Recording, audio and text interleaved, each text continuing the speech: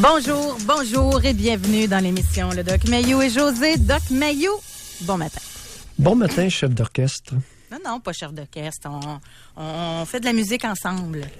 C'est-à-dire, tu bats la mesure et je joue de l'instrument. Bon, aujourd'hui, j'ai hâte de voir si on va avoir un beat intéressant. J'ai l'impression, Doc, que je vais me mettre dans le trouble. J'assume mon propos parce que je le réfléchis à haute voix et je pense que c'est une émission dans laquelle on peut réfléchir, se tromper, des fois avoir raison, évoluer et cheminer, c'est bien la nôtre. Bon. Il y a la campagne actuelle MeToo, ou moi aussi, le hashtag. Et ça, c'est une campagne en lien avec toutes les histoires là, de Weinstein. Ensuite, il y a eu l'actrice américaine Alyssa Milano qui a invité les victimes à parler de leur histoire. Elle a tagué, elle aussi, le MeToo. Et là, comme une traînée de poudre, il y a des milliers de femmes qui l'ont fait. C'est d'une tristesse incroyable de voir à quel point il y a des femmes qui ont été harcelées, agressées. Ce qui est malheureux, c'est que c'est une grosse valise remplie de toutes sortes d'histoires. Certaines sont épouvantables, d'autres sont anecdotiques, mais on met tout ça dans le même paquet. Et là, ça m'a amené la réflexion. OK, maintenant là que vous avez écrit le hashtag « Moi aussi », il arrive quoi? OK, il se passe quoi là? À cette heure que vos amis savent que vous avez été harcelé, ça vous a fait du bien, ça a fait sortir le méchant, bien, savez-vous quoi? Si c'est ça, grand bien vous fasse, comme dirait quelqu'un que j'aime bien. Ou encore, ça vous a peut-être incité à aller porter plainte. À ma connaissance, il n'y a pas eu plus de plaintes à la police depuis ce mouvement-là. Si je me trompe, tant mieux. Et là, moi, en tant que mère de famille, d'une jeune fille, je me disais, bon, OK, à cet âge-là, l'adolescence, t'es sur toutes les plateformes, tu vois tout ce qui se passe, surtout quand il y a des vedettes qui parlent. Et là, moi, je me disais, ça va être quoi l'image qu'elle va avoir de l'homme, ma fille? Parce que là, tout ce qu'on voit, c'est des dénonciations de cochons, de prédateurs. Et là, je me dis, j'espère qu'elle pense pas que tous les hommes sont comme ça. Parce que ça n'arrête pas, là. C'est je me suis fait agresser, je me suis fait harceler. Je me demande, puis j'en ai pas parlé, là. Je réfléchis à haute voix. Oui. Et là, après ça, je me suis dit, OK, elle, ça l'aide en quoi, comme jeune fille, cette campagne-là? Je vois pas. Ça me fait penser, il y a une auditrice qui a écrit, c'est comme les petits cœurs qu'on met sur notre Facebook pour appuyer le cancer. T'as beau mettre ton cœur, mais ça mène pas le produit miracle là, pour guérir le cancer. OK? OK. Alors, je me suis dit, pourquoi on ferait pas une campagne pour que ce soit constructif, éducatif? Puis la campagne, ça pourrait être hashtag me suis pas laissé faire. Hashtag je dénonce sur le champ. Hashtag je l'ai remis à sa place. Hashtag non mon maudit colon. Pourquoi pas hashtag j'ai écrit une claque? Allez-y. Allez-y. C'est venu comme ça, là. Le pire, c'est que j'y ai pensé, mais je me suis dit que j'allais me faire traiter de violente en plus d'avoir moi, je suis habitué, là. Mais, alors, dans la foulée de ce que tu viens de dire, il pourrait y avoir un hashtag. C'est ça. J'ai écrit une claque. C'est ça. Ou vlan dans les couilles. J'aime ça. M'a le rajouter, lui. Oui. Vlan dans les couilles. Ça pourrait arriver. Oui, m'a le rajouter. Hashtag. Je pense que ça pourrait même être le principal. Hashtag vlan dans les couilles. En tout cas. Et, tu sais, pour redonner le pouvoir immédiat à nos jeunes filles, au lieu de se dire dans leur tête, je vais attendre 20 ans pour l'écrire sur mon Facebook. Mais il n'y a rien qui va s'être passé. Ça leur donne pas le pouvoir, ça les met en position de victime, je trouve. Fait que c'est sûr que là, ça réagit. C'est sûr que t'es en forme le matin, toi, là? Mais... Le chef d'orchestre est en feu? Mais, et là, il y a plusieurs qui disent, ben là, c'est quoi cette façon de penser-là, éduquer nos filles? C'est nos garçons qu'il faut éduquer. Mais pourquoi on ferait pas les deux? Pourquoi on pourrait pas y aller en amont? Au lieu de les prendre dans nos bras par la suite et de se dire, pauvre petite fille. Les équiper, là. Qu'est-ce que vous en pensez, Doc? Et c'est puissante réflexion, José. On ne peut pas éduquer un sans éduquer l'autre. Et j'aime beaucoup le pouvoir immédiat à nos jeunes filles. J'adore. J'adore. Dépendamment des circonstances, tous les hashtags que tu as mentionnés pourraient s'appliquer. Dépendamment des circonstances. Et c'est là qu'intervient l'éducation. Ça peut aller jusqu'à des gestes de légitime défense. Tiens, j'entends les pleutres rugir dans les chaumières. Ça peut aller jusqu'à se défendre légitimement, jusqu'à frapper. On ne valorise pas ça. C'est ça ma réflexion que je vais avoir avec les auditeurs. Non seulement ça ne le valorise pas, mais en 2006, j'ai été poursuivi pour avoir incité une auditrice à se défendre d'un conjoint dangereux. Ça m'a coûté 6 000 $. J'ai été accusé, j'ai été traîné devant mon comité de discipline. C'était quoi, incitation à la violence? Incitation à la violence. Ouais. Rien de moins. Oui. Alors ce matin, oui.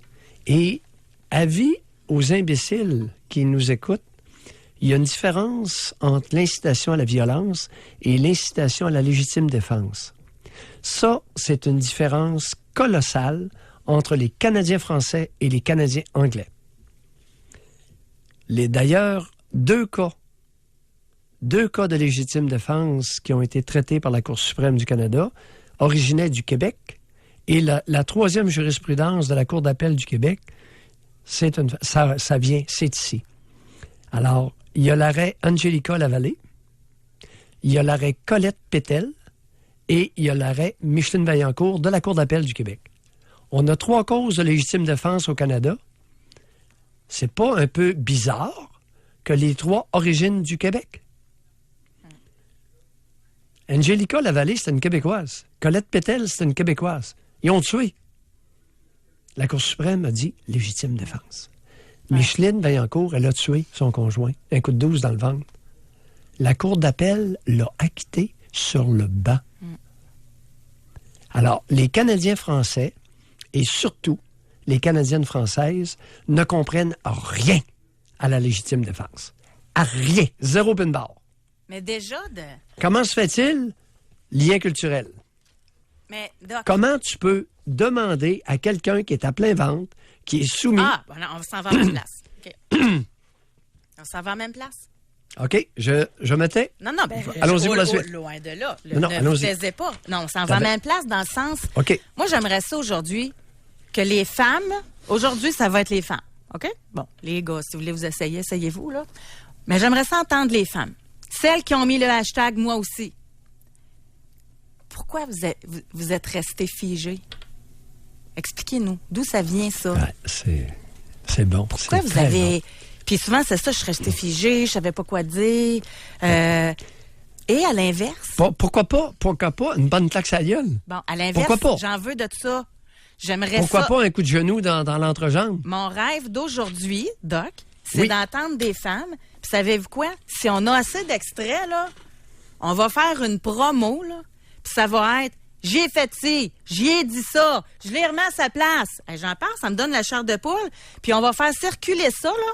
Puis ça va donner le goût aux petites filles puis aux jeunes filles adolescentes de se défendre. Puis savez-vous quoi? Juste en entendant ça, il y a peut-être des petits gars qui vont se calmer le pompon aussi. Parce qu'ils vont voir que les femmes ont repris le pouvoir au lieu d'être victimes. Depuis 25 ans, 30 ans, les Anglais nous parlent de l'empowerment.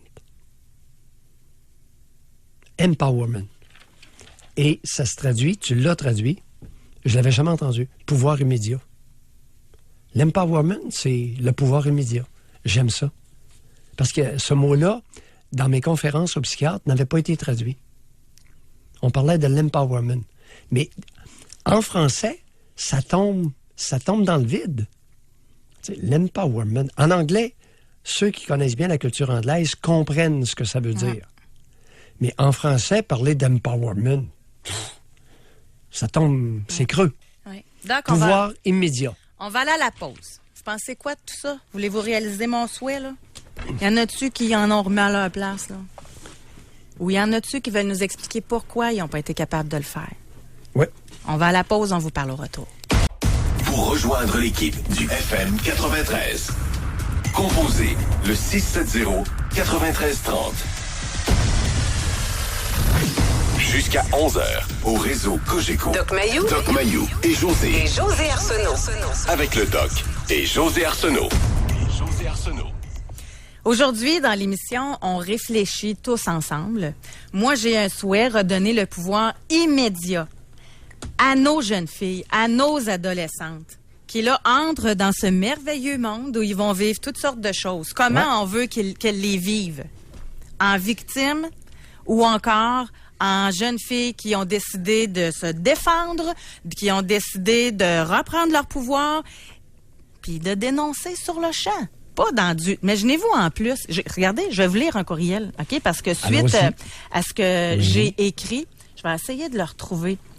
Suite à ce que j'ai écrit, puis ce que je vous ai dit tantôt là, sur ma façon de voir les choses concernant le hashtag « moi aussi », Julie a dit « Les commentaires ici me donnent envie de vomir. J'ai partagé la campagne. Pourquoi? Parce que ça me touche personnellement et parce que même 23 ans plus tard, je n'ai pas encore le courage de faire face à mon agresseur, de le dénoncer pour toutes sortes de raisons. La campagne me fait voir que je ne suis pas seule, que ça arrive à d'autres, que d'autres femmes et hommes n'ont pas encore la force d'aller au bout et de dénoncer. C'est pas une question d'ego, c'est pas une demande d'attention. » Julie, elle endurait ça là, pendant de nombreuses années. Là. Ça la gruge encore. Julie, j'aimerais ça que vous appeliez. Alors, qui est l'abuseur par rapport à vous et comment se fait-il que vous avez toujours été incapable de vous défendre? Comment se fait-il, Julie, que vous êtes à ce point impuissante, sans moyens, vous reléguant au rang nécessaire de victime? Comment se fait-il que vous avez été incapable de vous défendre légitimement dans les circonstances, que vous n'avez pas eu droit à ce pouvoir immédiat? Il y a peut-être une question, tu sais, des émissions sur les drames intrafamiliaux, là. L'inceste, quand c'est dans la famille, ça commence à l'âge de 8 ans, 9 ans, ça doit pas être évident, honnêtement, là.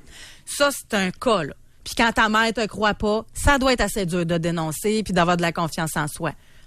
Mais quand c'est un collègue innocent, quand c'est un boss, quand pour avoir un job, faut que tu couches avec, quand il faut, par exemple, que pour avoir des bonnes notes, là, que tu couches avec le prof, il n'y a pas moyen de dire « Hey, le colon m'a dénoncé ». Il n'y a pas moyen de faire ça. Denise Bombardier, là, elle a écrit quoi de très intéressant? Oui. Denise Bombardier, dans le Journal de Montréal, Journal de Québec. Je vais juste vous dire la phrase punch, selon moi. Dans les faits, les femmes sont parfois complices de ce qui leur arrive. Leurs intentions sont aussi teintées d'ambition. Pourquoi les actrices en quête de rôle acceptaient-elles de rencontrer Dieu dans une chambre d'hôtel? On a Guy Fournier qui a écrit un article faisant référence à Jean-Claude Lard, qui a fait un film il y a de cela 41 ans. Puis c'était sur notre showbiz québécois, puis il avait demandé aux chanteurs, acteurs, etc., de dire les demandes les plus hallucinantes qu'il y avait eues. Puis il y en a une là-dedans, une chanteuse, j'ai pas l'article parce que je pense en même temps que je fais l'émission. Il y en a une chanteuse, elle a dit, ben dans le temps, c'était pas compliqué. Tu voulais passer à la radio, tu couchais avec le boss. Tu voulais enregistrer un disque, tu couchais avec le boss. Tu voulais pas faire une pub à telle place, tu couchais avec le boss. Tu voulais faire un spectacle, tu couchais. Ben oui, mais pourquoi t'as couché? Moi, c'est ça, je veux redonner le pouvoir aux femmes. Parce que ta carrière était plus importante que ton estime de soi. C'est ça, je veux... Là, je sais, je vais me faire ramasser. On peut plus rien dire aujourd'hui. Mais je vais amener cette réflexion-là. Réfléchissons aux conséquences. Denise Bombardier a aussi écrit hier « Les filles doivent être éduquées hors de la mièvrerie sentimentale. » Qu'est-ce qu'elle a voulu dire par ça? Les filles doivent être éduquées hors de la mièvrerie sentimentale. Ben moi, savez-vous comment je le comprends? Vas-y. À regarder des films de Walt Disney, puis regarder des romans Harlequin, à lire des romans Harlequin. Que tout est beau, le prince charmant, il existe, puis que tout va bien se passer. Ça, c'est de la mièvrerie sentimentale, à mon avis. Se limite-t-elle à cette seule dimension? Ben, ça serait quoi l'autre? Je sais pas. Moi, je tente une explication. Aucune idée. J'aimerais ça l'entendre. Donc, on a Marie-Ève Allons-y. au téléphone. Bonjour, Marie-Ève. Bonjour. Oui. On Ah, vous OK, écoute. c'est Marielle, en fait. Ah, OK, Marielle, parfait, mais c'est pas parfait. grave, il n'y a pas de trou dans les noms propres. En fait, moi, mon histoire, c'est ça. Moi, je résumerai ainsi. J'ai été trop longtemps, vraiment très longtemps, incapable de dire non. Point final. Pourquoi? J'aimerais ça juste qu'on me l'explique. Probablement trop couvé, je ne sais pas. Le désir de plaire. Mais dire non à quoi? Expliquez-nous C'est ça. concrètement. Moi, quand j'étais plus petite, mettons, ça a commencé vers l'âge de 6-7 ans, si mon souvenir est pas pire, là, 7-8 ans, 10 ans, dans ces âges-là. À un moment donné, j'avais été jouer sur une de mes petites amies. Et puis, on était partis à la course pour aller à l'extérieur. Et son père m'avait m'avait attrapé par en arrière, si on veut. Et il m'avait comme mis les doigts par-dessus mes pantalons, là, mais exactement là où ça chatouille, admettons. Ça avait chatouillé, je m'en rappelle encore. Dites à quel endroit Ouais. il a mis ses doigts. Parce Je sais pas, le clitoris, tiens, mais que... à travers Bon, là, on vient de comprendre parce que ça aurait pu être aux aisselles. Non. J'ai dit par-dessus mon pantalon, Dr. Mayou. Oui, mais en tout cas, Continuez, Enfin, Marie-Ève. on s'entend. Continuez. on va dire les choses. Ça commence par ça, voyez-vous? Oui.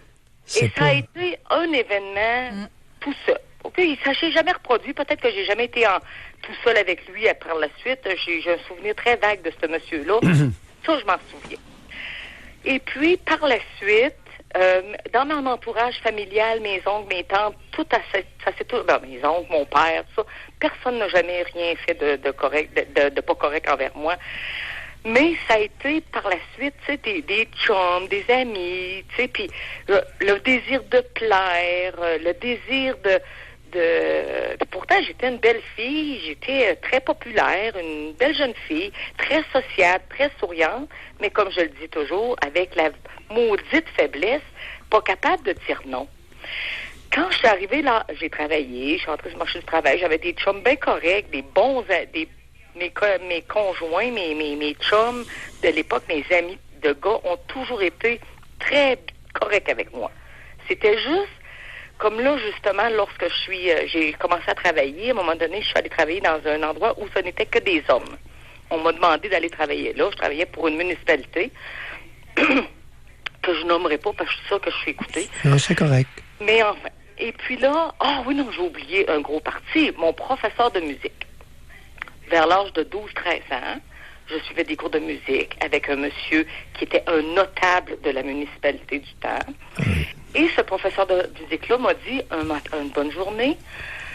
La semaine prochaine, on va faire un cours spécial, Marielle. T'as un corps de femme, mais t'as une petite tête de petite fille. Je vous rappelle, j'avais 12 ans. Oui, je l'ai noté. C'était une petite fille. Dans ma tête à moi, en tout cas. Puis là, il m'a dit, j'ai jamais vraiment compris, j'ai même aucunement soupçonné de quoi il parlait. Les cours se passaient toujours à sa maison privée, avec sa femme et sa mère qui était toujours présente. Mais le cours spécial, il m'a emmené à l'école centrale de cet endroit-là, où lui avait les clés parce qu'il était un notable professeur de musique de la petite municipalité où j'habitais. Oui. Et là, c'est là qu'il a commencé à me taponner les seins, à essayer de me faire comprendre les glandes qu'il y avait dans mes seins. Tu sais, il me parlait scientifiquement. Un cours d'éducation sexuelle là, et de biologie. Là. Ben oui, t'en plein ça. Et évidemment, elle me dit, t'as pas l'air d'aimer ça. Ma femme, elle aime ça. Elle, je dis, oui, mais votre femme, c'est votre femme.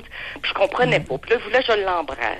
Puis vous, Marielle, je m'excuse parce qu'on ne pourra pas Non, continuer. Mais par la suite, là, il y a eu cet événement-là. Là, Et par je l'ai la dénoncé. suite, vous l'avez dénoncé. Oui, je l'ai dénoncé à ma mère. Et comment elle a réagi? Et là, tout de suite, elle l'a reçu parce que ce matin-là, il est venu pour me chercher comme à tous les samedis matins pour que j'aille à mon cours de piano. Et je pleurais. Je voulais pas y aller. Ma mère était complètement défaite. Enfin bref, je lui ai raconté. Il est parti en disant, ça arrive, elle doit pas être en forme aujourd'hui. Il devait sentir la soupe chaude. J'ai dénoncé à ma mère. Ma mère l'a téléphoné et il a quitté. Puis ça, c'est écrit même dans les journaux de cette municipalité-là. Il a quitté en pleine nuit avec sa femme et une jeune fille de 16 ans qui apprenait le xylophone. Il a resté avec elle pendant de nombreuses années à Montréal.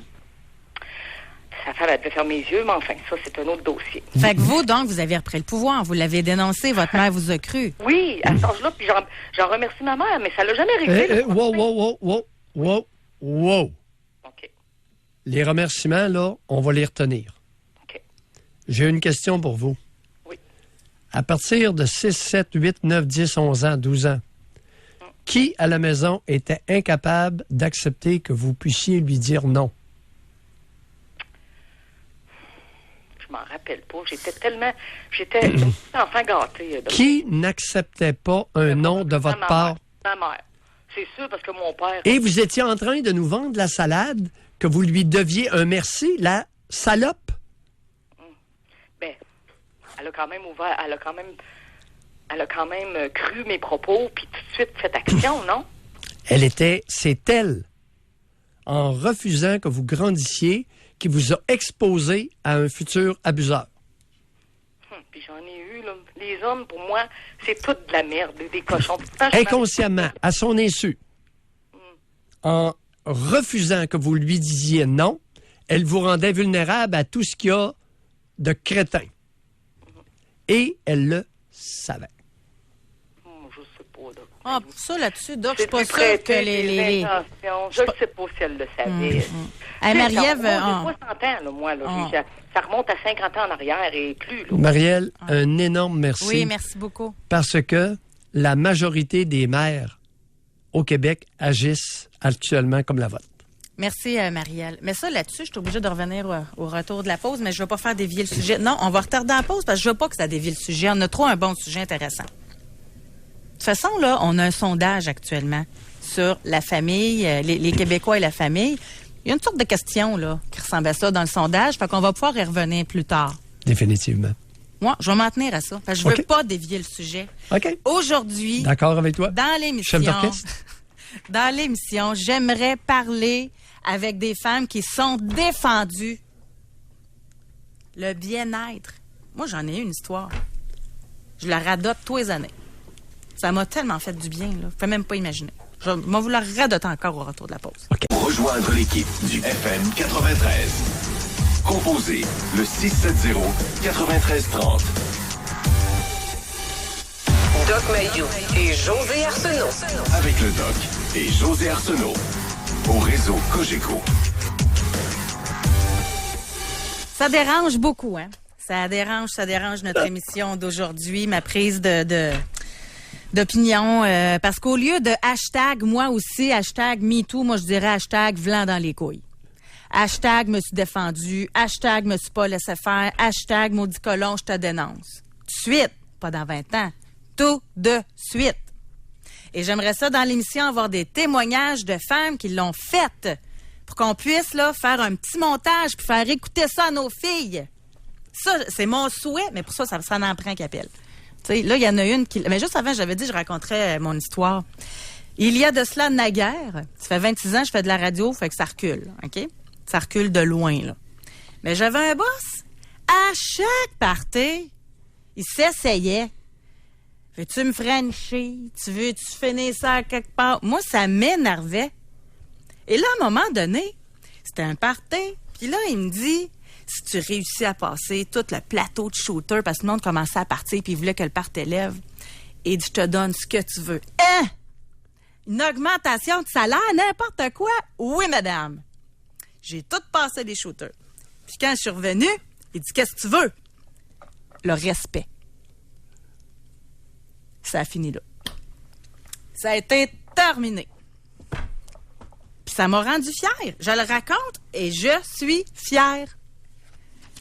C'est ce sentiment-là que j'aimerais que les auditrices aient. Mon boss, il rentre dans le studio, il dit que c'est pas ton patron actuel. Non, c'est pas lui. Je me demandais T'as ce qui bien m'amenait dit. comme... T'as Non, bien non, dit, ça fait il y a 26 26 ans. Ça fait 26 ans que je fais de la radio, fait que c'est dans le laps de temps là, passé. Ça fait déjà 11 ans. Moi, je suis ici au 93 à Québec. Maintenant, on est réseau, mais en tout cas, fait que c'est pas dans cette période-ci. Là. Pouvoir immédiat, Oui. réaction immédiate, terminer Oui. l'impuissance et la victimisation. Puis j'ai eu la paix en plus. Ça m'a amené de la fierté, de l'estime personnelle.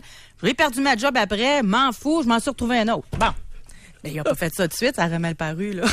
Mais en tout cas. Fait que tout ça pour dire qu'on va retourner au téléphone. Oui. Mais j'ai une histoire de femme qui a repris du pouvoir. J'aurais aimé ça qu'elle l'appelle. On aurait pu la mettre dans notre petite publicité qu'on veut faire. Dominique, elle dit, moi, vers l'âge de 15 ans, j'ai pris un taxi pour retourner chez moi le soir et j'avais offert un montant de 15 $ qui me restait dans mes poches pour revenir chez moi. Il a accepté. Alors, je me suis assise en avant, à ne pas faire. Et à l'arrivée, je lui donne le montant. Il me regarde en me disant « Mon pourboire ». Alors, il me pogne un sein. Alors, je sors vite de l'auto en lui disant qu'il va regretter son geste. Je pense à tout ça dans la nuit et le lendemain matin, j'ai porté plainte à la police. Alors, ce qui est arrivé, il a été raillé de la Ligue des taxis à vie.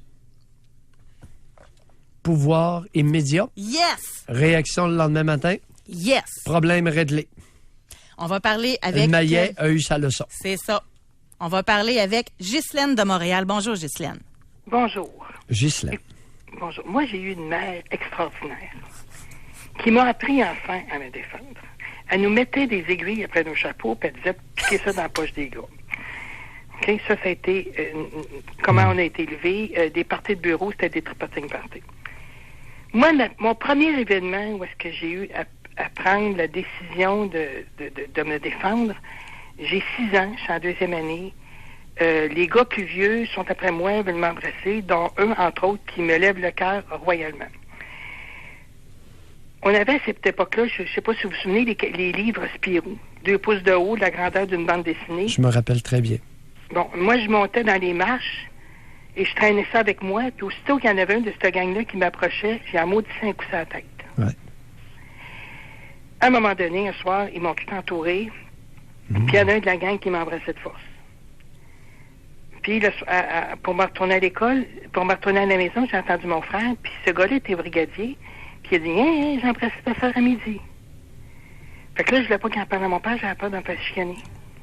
Mais il en a parlé à mon père. Oh, la colère. C'était pas contre moi, c'était contre lui.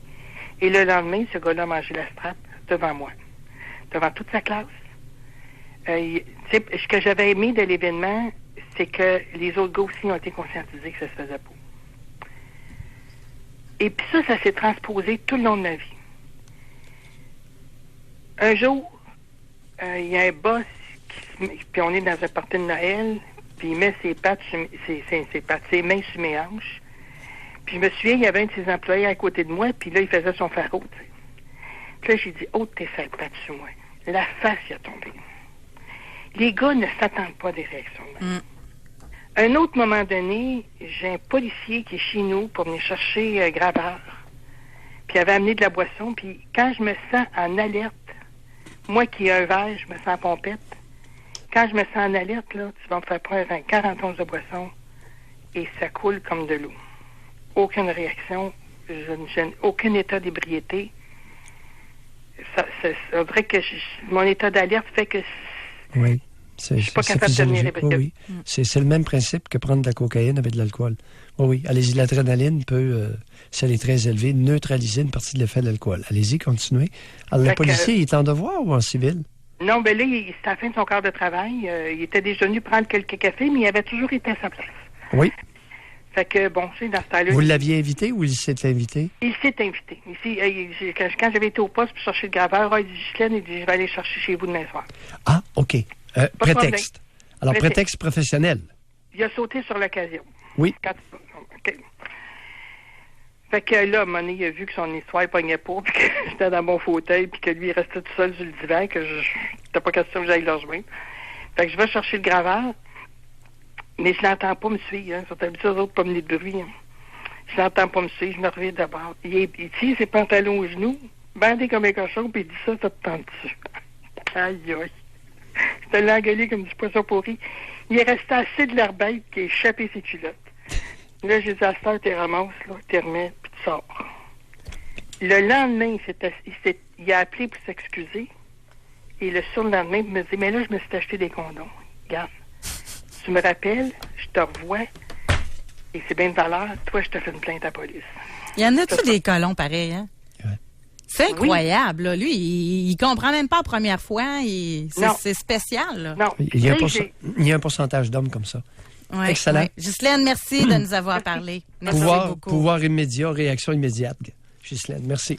On a un auditeur, il dit, j'ai dit à mes filles de 8 et 11 ans, si tu te fais toucher, tu frappes, tu discutes après. Si tu reçois une fiche de discipline de l'école, je vais la déchirer devant la directrice. Des fois, je pense que c'est important aussi de... J'aurais préféré que ça vienne de la mère et non du père. Alors, cher auditeur, est-ce que vous acceptez que vos filles vous disent un non catégorique? Et quelle est votre réaction? Si votre fille de 11 ans vous dit « Non, je ne le fais pas. Non, je n'accepte pas ce que tu viens de dire. Allez-vous être capable, cher monsieur, d'accepter la position, l'opinion de votre fille? Fait que s'il le fait, l'intervention est correcte. Mais s'il n'est pas capable lui-même de le faire, là, il y a un problème. Écoute, l'hypocrisie est maîtresse au Québec. C'est hallucinant, les comportements hypocrites d'adultes envers des enfants. Je ne dis pas que c'est le cas ici. Cher auditeur, posez-vous la question. Allez-vous être capable d'accepter un non catégorique de la part de votre enfant? Mais Doc, à la base, là, on se donne-tu une base? Tu sais, il y a des parents qui donnent pas confiance à leurs jeunes. Il y a des parents qui bafouent l'estime de soi de leurs jeunes. Il y a des parents qui sont même pas là pour s'occuper de leurs jeunes. Il y a des parents qui ferment les yeux alors que leurs jeunes se font agresser. S'il y en a un qui appuie son jeune, on peut-tu y donner, là? Oui, mais si la mère est lâche, ça n'aura aucun impact, et si lui-même fait une recommandation, si ses bottines ne suivent pas ses babines, ça va être contre-productif. Ça va être pire. On va au téléphone. On va parler avec Lucie de Québec. Bonjour, Lucie. Bonjour. Bonjour, Lucie. Bon, moi, j'ai 63 ans aujourd'hui. J'en avais 13 à ce moment-là. J'étais allé voir un spectacle avec un de mes oncles, ma cousine et un ami. On était trois adolescentes de 13 ans. Oui. Et c'était dans le temps de l'expo à Québec, la fin de l'expo. Oui. Quand ils ferment les manèges et tout ça. Et une des filles voulait qu'on aille voir des messieurs pour se faire donner des toutous. Moi, j'étais pas d'accord avec ça, sauf que j'ai suivi la gang. Et en s'en allant vers les manèges, il y a 8 gars qui arrivent en face de nous autres. Il y en a un ou deux qui vont avec mon ami puis ma cousine. J'en ai 4 après moi. Qui me... Excusez le terme québécois, qui me pognent les seins et les fesses. J'essaie de me déprendre. Mais 2 mains contre 8 mains, c'est pas... c'est comme pas égal, hein? Où est votre oncle pendant ce temps-là? Pardon? Où est votre oncle pendant ce temps-là? Ah, eux autres, ils étaient partis, ils s'en allaient vers l'auto, puis ils nous ont dit, venez nous rejoindre quand vous aurez fini. Ça fait que... On est à quelle heure? On est au mois de septembre, on est vers quelle heure? Ah, peut-être 11h, 11h30 le soir. Il est très responsable. Votre oncle, il laisse aller des jeunes sur un terrain comme ça, public, en pleine noirceur. Pas de problème? Ah, ben là... Hein? OK, et continuez. là, moi, j'ai essayé... Oui, j'ai essayé de crier. Le son ne sortait pas. Puis les gars essayaient de m'entraîner vers les jeux pour être comme plus à l'abri parce qu'on était à une place ouverte. Et je continuais toujours à essayer de me déprendre d'eux autres. Et en fin de compte, je sais pas qu'est-ce qui est arrivé. J'ai essayé de crier, ça n'a pas marché.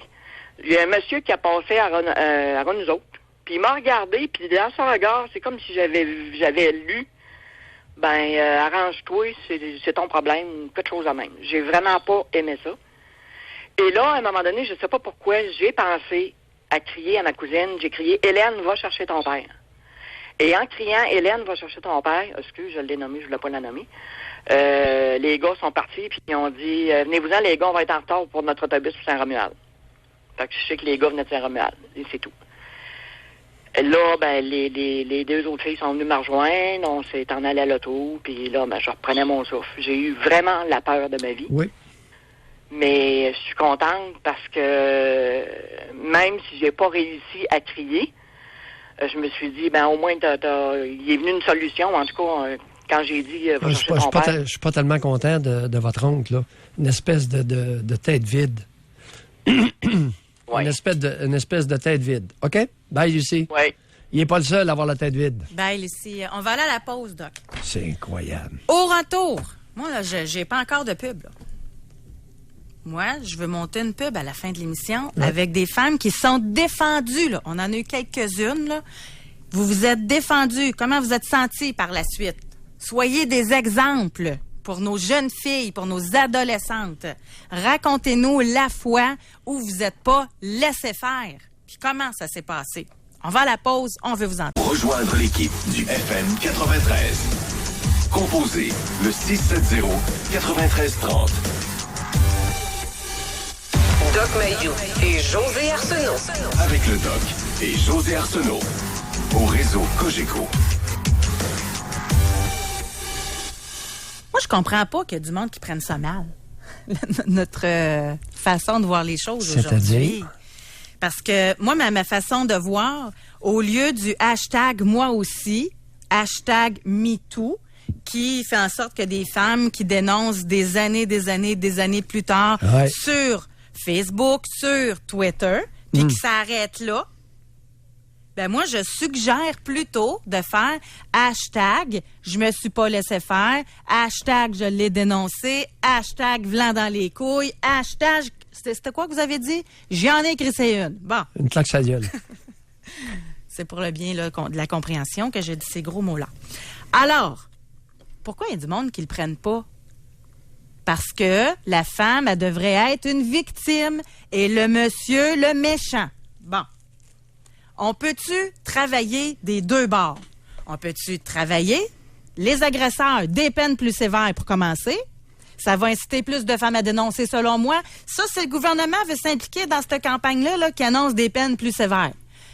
Checkez bien ça aller, les femmes qui vont dénoncer. Parce que là, il y en a qui dénoncent, ça donne à rien.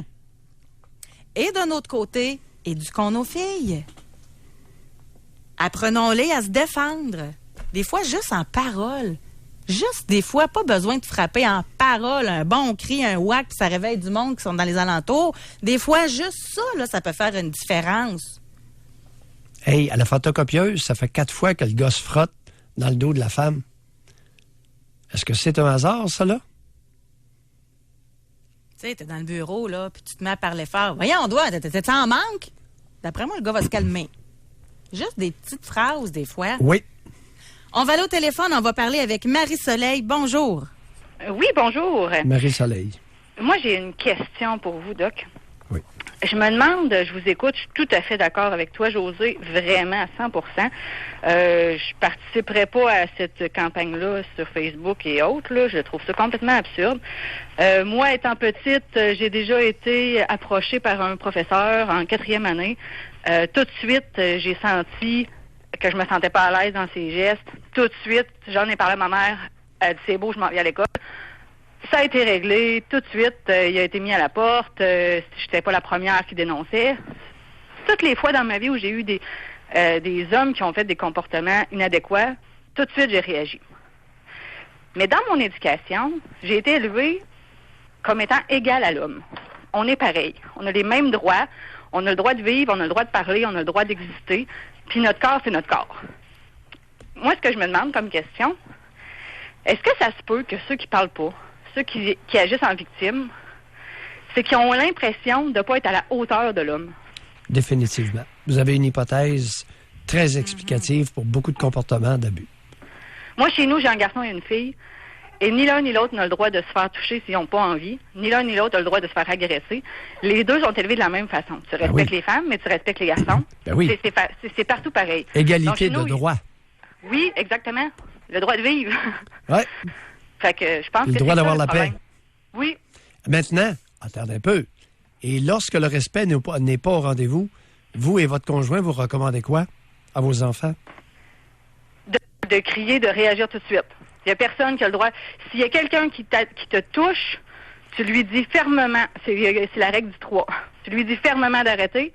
2, tu cherches quelqu'un pour t'aider, un adulte, un plus grand. Et 3, si tu es tout seul et que c'est ton corps qui est attaqué, tu te défends tout de suite. Et C'est-à-dire, tu te défends? tu frappes, tu mords, OK, j'aime ça. tu réagis. La morsure, vous savez, vous êtes la première qui sort ça. Ah oui? Des dents de jeunes adolescents acérés, là, ça rentre dans la peau comme dans le beurre. Tirer les cheveux aussi. Ouais, Mordre, c'est une excellente suggestion. Oui. Hey, Bon. Merci beaucoup, Marie-Soleil. Ça fait plaisir, bonne journée. Hey, attendez un peu, vous avez Oui, quel oui. âge, vous? 36. Merci. Merci, au revoir. Merci beaucoup. Alors, tu vois la différence de génération? Dans la même veine, on en a une, je dirais, parce que je vois sa photo, là, une jeune aussi. Elle veut savoir de vous, là. Là, on est dans la catégorie conseil. À partir de quel âge devrions-nous discuter avec nos filles de tout ça? Écoute, pourquoi la question? C'est pas comme ça que ça fonctionne. Quelle question reflétant l'impuissance totale? Les enfants, on les écoute et on les accompagne. Et au fur et à mesure qu'elles grandissent, elle n'avait pas écouté Marie-Soleil. Parce que Marie-Soleil éduque ses enfants depuis qu'ils sont tout petits. Elle les éduque depuis l'âge de 3 ans, 4 ans, graduellement, à respecter l'autre, à se faire respecter et à imposer le respect. Écouter, accompagner. Et non pas être innocent. Puis, ben là, à 13 ans, assis-toi, ma fille, on va faire ton éducation. Quelle imbécilité!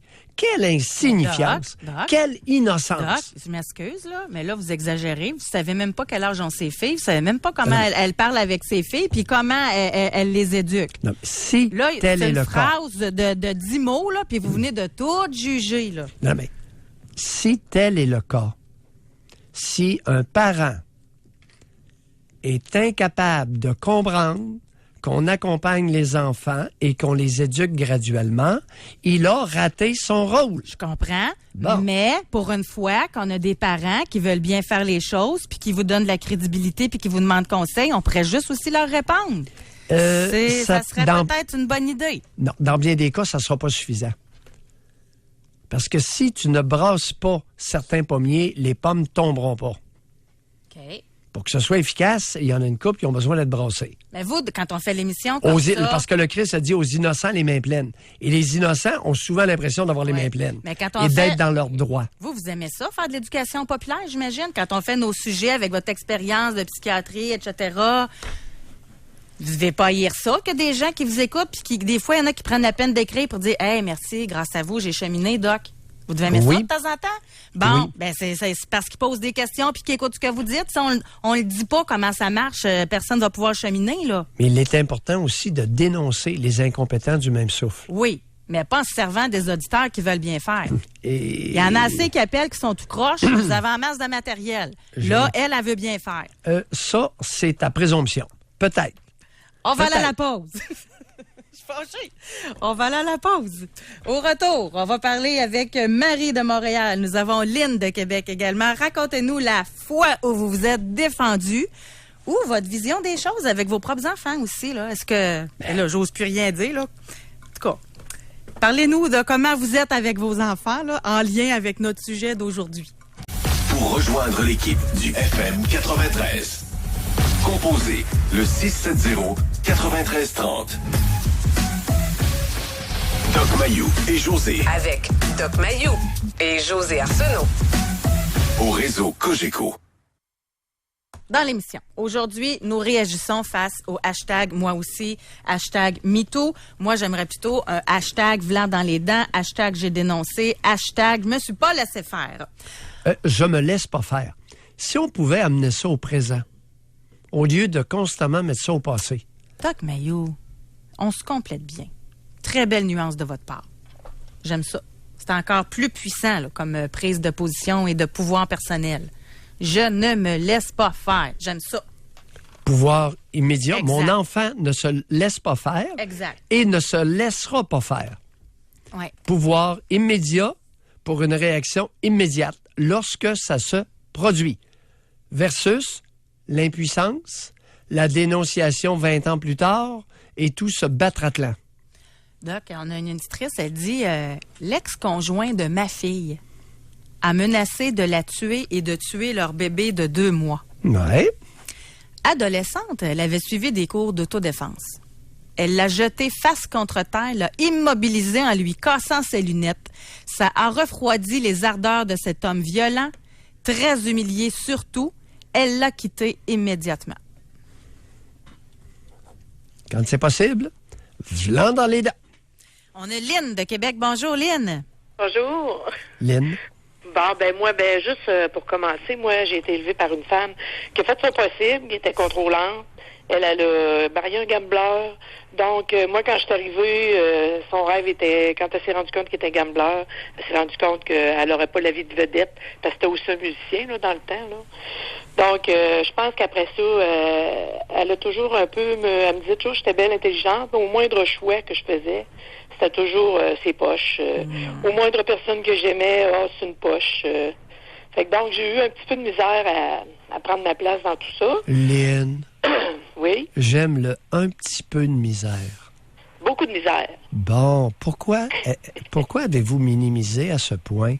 Vous venez de le faire. Peut-être qu'avec le temps, là, vu que je suis rendue plusieurs années plus tard, dans ce temps-là, j'ai comme oublié que c'était beaucoup dans ce temps-là. Aujourd'hui, j'ai comme... oui, et pourquoi vous avez oublié ça? Là. Pourquoi vous avez oublié ça? Faudrait pas que je l'oublie, hein.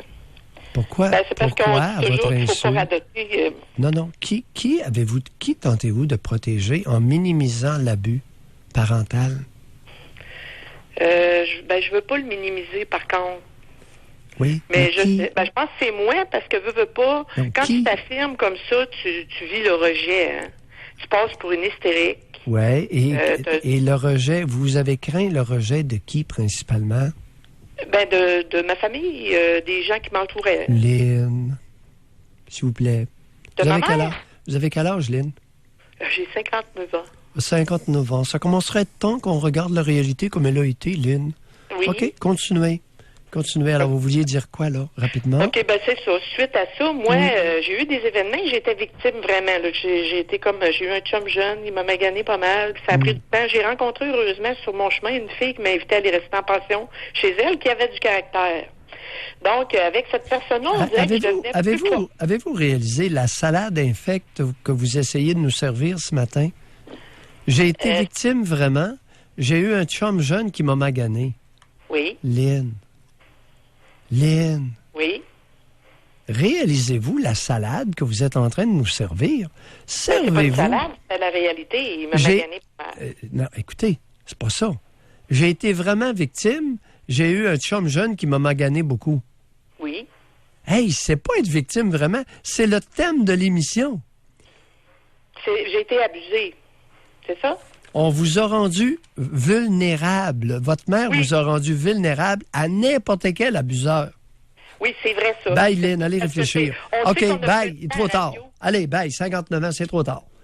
Bon. Non, mais... C'est pas contemporain, là. Il y a des limites, là. Tu sais, le club de l'ongeur, là. Recommencez pas là-dessus. Nous autres, on les prend toutes, là. Oui, mais... On les prend toutes, ceux-là. Non. Ils ont du vécu. Elle, 59 ans, tabarouette. Doc, c'est quoi, vous avez envie de prendre votre retraite demain, là? Vous êtes à 68, là? 59, c'est pas si vieux que ça, s'entend-tu? Bon, on va parler avec... je veux pas vous museler, là, mais je veux juste faire réfléchir. Bon, vous me faites réfléchir, des fois? On va parler avec Marie de Montréal. Bonjour, Marie. Bonjour. Oui, bonjour, Marie. Bonjour. Moi, j'ai un petit malaise avec l'idée que vous avez là, de ne pas se laisser faire. Je vais expliquer pourquoi. Parce que moi, ma fille, elle a été dans l'autobus. Elle a pris l'autobus. Elle a 14 ans. Puis, elle s'est faite agresser par un homme. Puis, malheureusement, sur le coup, elle s'est laissée faire parce que elle était intimidée, impressionnée. Puis, elle n'a pas su comment réagir. Ouais. Puis moi, elle a pris l'autobus, elle s'en est rejoindre sa grand-mère. Il était 9 h le matin. Puis moi, elle m'a appelé après ça. Puis là, elle me raconte ce qui s'est passé dans l'autobus. Puis elle me dit qu'elle a rencontré un inconnu, qui a touché le vagin, qui a touché les fesses, les seins, en plein autobus. Là. Puis là, j'ai dit, là, ça passe pas. J'ai dit, elle était pas avec moi, elle était avec sa grand-mère. J'ai dit, tu t'appelles la police maintenant et tu dénonces. C'est ce qu'elle a fait. Elle a rencontré un policier, ils sont venus la chercher chez sa grand-mère. Ils l'ont amenée au poste de police. Ils ont fait passer un vidéo. Là, elle a tout fait ça sur vidéo. Puis, en tout cas, ça a resté comme ça, mais elle ne le connaissait pas. C'était un étranger, un inconnu qu'elle avait vu. Fait qu'elle n'a pas pu l'identifier, elle n'a pas pu dire son nom. Puis, quelques mois plus tard, elle a revu cet individu-là dans l'autobus. Puis, bon, moi, je peux vous dire ce qu'elle m'a raconté, là. Les jambes sont devenues molles. Elle a pris de panique. Mais elle a été voir le chauffeur d'autobus. Puis, elle a dit au chauffeur, elle a dit, ce monsieur-là m'a agressé. Le chauffeur, il dit, qu'est-ce que tu veux qu'on fasse? Puis les policiers avaient dit, si tu le revois, tu nous appelles. Donc, elle a dit au chauffeur, le chauffeur, il dit, est-ce que tu veux qu'on appelle la police? Elle a dit oui. Mais elle m'a dit à quel point elle a eu peur, à quel point elle avait les jambes molles, à quel point elle était, était dans tous mais les pourquoi états, vous là? dites que vous n'êtes pas d'accord avec Laisse-toi pas faire? Non, mais c'est parce que vous dites de pas se laisser faire, mais c'est pas nécessairement facile de pas se laisser faire. Ouais, mais votre fille, elle l'a fait. Votre fille, elle l'a fait. Elle a pas rien dit. Elle a pas dit, touche-moi pas. Qu'est-ce que tu fais? Elle a pas rien dit. Sur le moment, elle a figé. Après ça, j'ai dit, mais pourquoi t'es pas allé voir le chauffeur? Pourquoi? Sur le moment. En tout cas, sur le moment, rien fait, mais elle a fait de quoi plus tard. Donc, toujours est-il que le chauffeur a dit, il a simulé une panne d'autobus. Il a appelé, il s'est tassé sur le bas-côté. Il a dit, on appelle la police. Il a dit au passager, il dit, on a une panne. Il dit, ça sera pas trop long. Il dit, quelqu'un va venir réparer l'autobus. Puis finalement, les policiers sont arrivés. Ils ont embarqué dans l'autobus. Puis ils sont partis avec le gars. Puis depuis ce temps-là, le gars est emprisonné parce que c'est un récidiviste. Bravo. Ben, j'aime ça, moi. Oui, le gars, il est un récidiviste. Il avait déjà été accusé d'agression chez une adolescente. Mais donc, diminuez pas votre fille, là, pour qu'elle... Non. Quel âge elle avait? 14 ans. À 14 ans, qu'elle se lève, qu'elle va parler au chauffeur d'autobus, qu'elle dise, oui, on va appeler la police. Je la trouve très bonne, moi. Oui, mais sur le coup, ce que je veux dire, c'est que quand c'est arrivé sur le coup, elle a figé, elle n'a pas réagi. Marie, la première fois... Marie, regardez, là, je vais vous expliquer quelque chose. 85% des agressions sexuelles sur les femmes, l'agresseur est connu de la femme. Il y a 15% qui survient avec des étrangers. OK? Elle a eu peur le premier coup, la peur l'a paralysée. Oui. Bon, il n'y a pas de problème. Le deuxième coup, elle était préparée mentalement et elle a bien agi. Elle a agi avec courage. Est-ce que c'est facile d'être courageux? Non. C'est pas facile. Mais là, ce que je comprends pas, c'est que vous ayez un malaise avec notre propos de ne pas se laisser faire. Non, ce que je veux dire, c'est que c'est pas nécessairement facile. On est tout à fait d'accord. Qui a dit que le courage était facile? Voyons. Non, personne. Pourquoi vous pensez qu'il y a tant de lâches au Québec? Parce que c'est bien plus facile d'être lâche que d'être courageux. Puis selon moi... Je suis très fière de ma fille, puis du courage, puis je l'ai félicitée, puis... Mais là, c'est pas fini, parce qu'il faut qu'elle passe en cours, il faut qu'elle aille dénoncer. C'est loin d'être fini, là, mais en tout cas, elle a... Excellent. Merci. Excellent. Merci beaucoup. Puis d'après moi, sa fille, elle ne se laissera plus jamais faire non plus, là. Bien, dépendamment des circonstances. Puis oui, il y a des réactions biologiques qui font que dans certaines circonstances, on puisse figer. Oui. Mais on ne figera pas 10 fois, par exemple. On va se préparer mentalement pour la prochaine. C'est ça qui est arrivé. On va parler avec Stéphanie maintenant. Bonjour. Oui, bonjour. Oui. Stéphanie. Oui, bonjour. On vous écoute.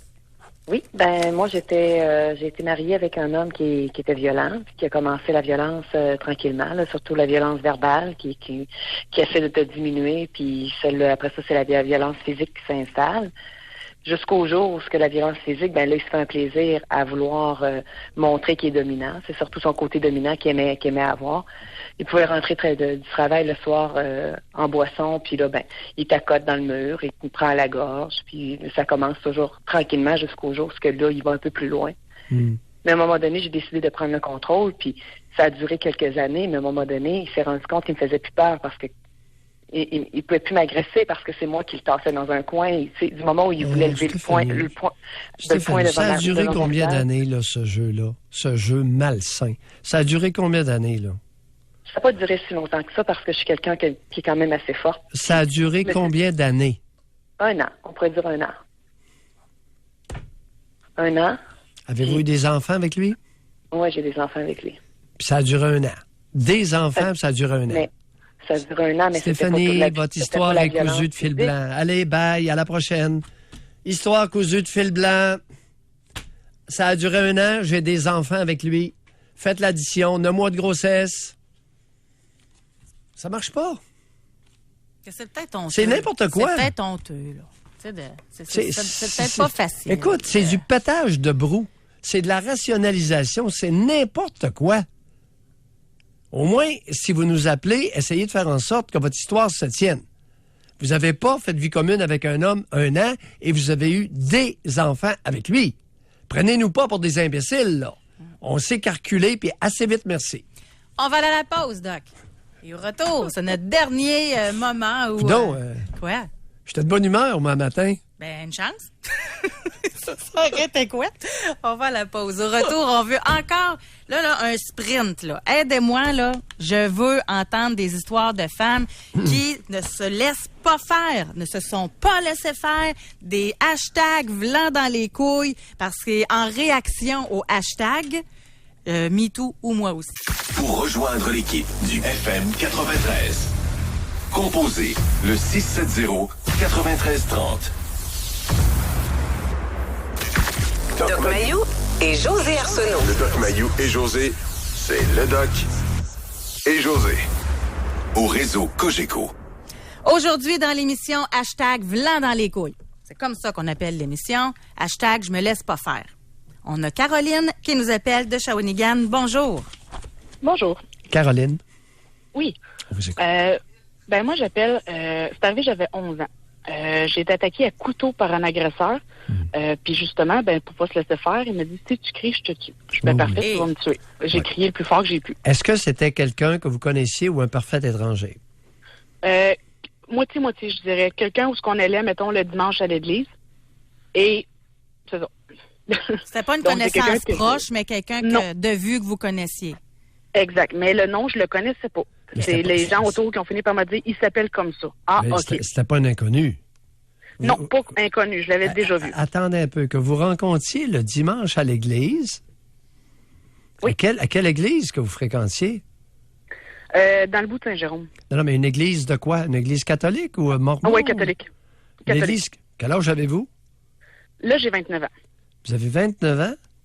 Oui. Et c'est arrivé il y a 18 ans? Oui, à peu près. Dans une église catholique le dimanche? Oui. Il n'y a pas beaucoup de jeunes? Qu'est-ce que vous faisiez à l'église? Ils prenaient les jeunes, mettons les cours de catéchèse ou viens, on va expliquer comment fonctionnent les choses d'église, mettons les hôtels, les sacristies, les choses comme ça.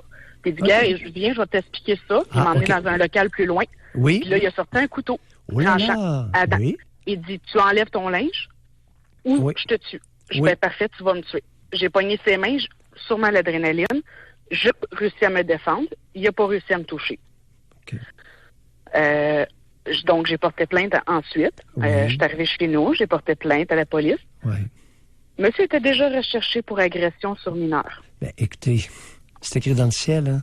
Il n'y en était pas. C'était un abuseur, c'était un prédateur sexuel qui utilisait les histoires de rencontres d'enfants. Dès qu'il y a des groupes d'enfants, les prédateurs rôdent autour de tous les groupes d'enfants. Alors, je suis pas surpris du tout. Moi, qu'est-ce que la policière m'avait expliqué? Elle dit, sur tous les cas qu'on a de plainte, c'est la première qui s'est défendue, qui n'a pas touché. Je dis, bon, parfait. Donc, parfait. C'est correct. Hein? Oui. Suite à ça, il y a eu des accusations. Il était là en cours. Moi, j'ai pas eu le droit de me rendre au palais de justice. Il voulait pas. En disant que ça se faisait entre les avocats puis tout, puis que moi, c'était déjà fait la plainte. Oui, puis vous étiez enfant, vous aviez 11 ans. Oui, mais qu'est-ce que je trouve dommage là-dedans, c'est que lui, qu'est-ce qu'il y a eu comme condamnation, c'est 2 ans de thérapie externe.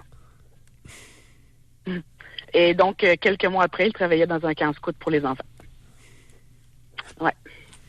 Merci donc, de le dire. Donc, de dénoncer, ça donne absolument... pas que ça donne absolument rien. Oui, ça donne quelque chose. C'est important de le faire, il ne faut pas le garder. Mais de voir la condamnation qu'il y a eu, puis qu'il y a encore... On en a dans les nouvelles, on le voit se faire arrêter encore pour des agressions. Caroline, vous faites bien de nous appeler. Dans quel coin, ça, qui a été... Palais de justice, de quel endroit? Saint-Jérôme. Saint-Jérôme? Oui. Merci de le dire. Donc, tu sais, oui, on se défend, on se laisse pas faire. Puis, tu sais, comme moi, j'ai ma fille qui a 10 ans, puis j'explique la même chose. Je suis très claire. Si quelqu'un arrive pour te toucher, tu te défends et tu cries. Il vaut mieux se défendre que de rien faire. Bon, maintenant, est-ce que votre fille de 10 ans a le droit de répondre, de répliquer et de s'opposer à son père? Elle le fait de nature, je dirais. Du fait qu'on est... par moi-même, elle me ressemble beaucoup. Hein. Puis je suis quelqu'un que je me laisse pas imposer, puis ma fille non plus. Quelle est la réaction de son père lorsqu'elle se défend ou qu'elle s'oppose à ce que son père lui dit ou lui demande ou lui ordonne? Je dirais que c'est moitié-moitié. Il va quand même insister. Je te dis que c'est ça. Elle va répondre. Il dit c'est ça quand même. Des fois, elle va plier quand c'est des conséquences. Quand c'est une éducation, je dirais. Est-ce qu'il l'a déjà frappé lorsqu'elle s'opposait à lui? Jamais. OK. Jamais. Puis moi, ça, j'avais été déjà très clair là-dessus. Moi, ça fait 15 ans que j'étais avec mon conjoint. J'avais 15 ans quand j'ai commencé à faire avec. Vous aviez été bien clair sur quoi? Moi, on ne lève pas la main. Je viens d'un milieu de violence, déjà. Puis je te vois une fois lever la main, que ce soit sur moi ou sur elle, tu souperas pas ce soir. Je vais réagir, tu n'auras pas le temps d'appeler la police. J'aime ça. Merci beaucoup. Merci de beaucoup. nous avoir parlé, Caroline. Merci beaucoup, Caroline. Merci beaucoup. Donc, il y a un auditeur, il dit... j'ai un exemple pour vous. Je ne suis pas une femme, là, mais il va embarquer dans la conversation. Là. Il dit, j'ai un couple d'amis qui nous visitent en compagnie de leur fille de 6 et 8 ans. Celle de 8 ans n'obéit pas exactement et assez vite au goût de son père. Sans avoir le temps de dire quoi que ce soit, ma fille de 8 ans se lève de sa chaise, s'interpose physiquement entre le père et sa fille, rouge de colère et le doigt pointeur. Elle lui dit « Hey, on frappe pas personne ici, puis recommence pas. » Mon ami me regarde avec un regard surpris, figé, et je lui ai répondu « C'est pas comme ça que ça marche ici. » Ça méritait d'être lu, hein? Mais c'est beau, la petite fille de 8 ans qui s'interpose, puis déjà... Qu'est-ce que j'ai dit tout à l'heure? On écoute et on accompagne les enfants. À partir de quel âge pour qu'ils se défendent? À partir de 4 ans, graduellement. On les respecte. On leur apprend à imposer le respect lorsque le respect n'est pas au rendez-vous. Qu'est-ce qu'a fait la petite de 8 ans? « Hey, le cave! Ici, c'est pas comme ça que ça marche. » 8 ans. Hey, chapeau. Puis le père qui l'appuie. Son père qui l'appuie. Voilà l'avenir. La voie de l'avenir, c'est ça. On a une auditrice maintenant. Elle dit « Je suis maman d'un petit garçon de 9 ans. Vous pouvez vous assurer qu'il sait déjà qu'il faut faire attention aux filles, il faut les protéger et toujours demander la permission avant de donner un câlin ou un bec. Et surtout, quand tu seras grand, ne touche jamais à une fille sans sa permission. Je lui enseigne également que personne n'a le droit de le toucher ou de le voir nu. Il est très important d'aviser les enfants tôt. » J'aimerais savoir la réaction du père. J'aurais mieux aimé que cette éducation-là vienne du père. Parce que le seul fait que cette femme-là se présente comme maman d'un fils de 9 ans, j'aimerais savoir qu'est-ce qui se passe entre le père et son fils et quel genre d'homme est le père. Il est important, chers auditeurs, que les bottines suivent les babines. Elle dit qu'elle est monoparentale. Ouais. Monoparentale, mais fiston, il y a un père, il y a un géniteur dans le décor. Il est comment, le géniteur? Il doit pas être présent. Tu sais, c'est bien beau de dire je suis monoparental. Il y a un géniteur, l'enfant. Oui, mais s'il n'y a pas d'allure, une présence masculine adéquate, c'est ça? Nia. Comment? Écoute, ici, là, on borde ce que Denise Bombardier appelle la mièvrerie sentimentale. C'est tellement beau. Le père est inconnu. Oh. Non. Là, c'est bien de valeur. Les enfants de père inconnu, l'Immaculée Conception, là, n'est pas me faire avaler cette couleuvre-là. Non, elle n'a pas dit qu'elle avait... La Vierge Marie, Vierge, là. elle a eu du sperme de quelqu'un. Et cette femme-là a eu du sperme de quelqu'un. Alors, le père inconnu, là, non. Rappelle-toi qui t'a joint entre les jambes ou qui t'a laissé du sperme sur la vulve 9 mois avant... On est loin de la mièvrerie sentimentale, hein? Non. On est dans le congrès. Hey, l'Immaculée Conception, là... On est dans le congrès. Hey, mais écoutons, aujourd'hui, Ouais. Le monde m'apprenne pour un parfait imbécile. Non, ça vous prend juste une petite tisane camomille, ça va vous faire du bien. Et pour vous rendre de bonne humeur, Doc Mayou, j'ai des résultats déjà du nombre de participations concernant notre sondage « Les Québécois et la famille ». Oh, que vous allez vous régaler lorsqu'il sera temps de faire l'analyse du résultat le 24 octobre prochain. C'est un sondage pan-québécois parce que c'est tout le réseau Cogeco, les auditeurs qui peuvent répondre sur la page Facebook. Vois-tu, ça, je le savais pas, José. Ben là, alors, Doc. Sherbrooke. Ben oui. Gatineau. Écoute, toute la francophonie là, ontarienne du côté le Québec d'Ottawa. au complet peuvent avoir accès en allant sur la page Facebook, le Doc La Mayou Mauricie. et José. La région de Québec. Ah oui, Granby, Drummondville, Thetford mais, Mines, Amos, Saint-Ursule, Masquinonge. J'ai peut-être... Je vous taquine. Il reste pas gratis. Savez-vous combien de personnes ont répondu jusqu'à date? Non. 1035 en 24 heures. Fait Yes. qu'on, déjà, à l'heure où on se parle, on a de quoi jaser. Avec 1000 participants et plus, là, ça ressemble au sondage normal qu'on voit passer un petit peu partout, les légers de ce monde, etc. Oui. Donc, j'ai pas rien compris. C'est du 500 même quelquefois, des fois. Oui. Alors, là, il reste encore Oh, plusieurs c'est plaisant. journées pour Bravo. répondre. Puis c'est vous autres, c'est pour vous autres, chers auditeurs. C'est pour nous. On veut améliorer, augmenter la connaissance de nous-mêmes, nous, Canadiens-Français. Exact. Alors, du plaisir en perspective, puis vous êtes mieux de prendre la tisane quand vous allez analyser certaines des réponses. C'est pas quelqu'un qui voudrait commanditer le Doc Mayou à tisane là, pour qu'il en manque pas. Non, j'aime ça quand vous êtes en flamme. Père inconnu, là, père inconnu. Alors, revenez pas là-dessus. Ah, non. C'est non déclaré. Ça se peut mal s'exprimer, là. Oui, j'ai eu un an de relation conjugale. J'ai eu des enfants en un an. Bon. Des enfants. Camomille. Merci tout le monde de votre participation. OK. À demain.